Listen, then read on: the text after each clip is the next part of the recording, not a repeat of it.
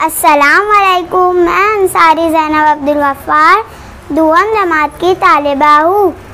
आप सभी को मेरी तरफ से 15 अगस्त की बहुत बहुत मुबारक। भारत हमारा मुल्क है और हम सब भारत के वासी हैं। भारत को 15 अगस्त 1947 में आज़ादी मिली, इसलिए हर साल 15 अगस्त पूरे भारत में बहुत धूमधाम से मनाया जाता है। भारत देश को अंग्रेज़ों से आज़ाद कराने के लिए हमारे रहनुमाओं ने बहुत जद्दोजहद की। इस दिन पूरे भारत में तिरंगा झंडा लहराया जाता है और देशभक्ति के गीत गाए जाते हैं। इकबाल साहब जी ने इतनी अच्छी और प्यारी बात लिखी है, सारे जहां से अच्छा हिंदोसिता हमारा, हम बुलबुले हैं इसकी ये गुलसिता हमारा।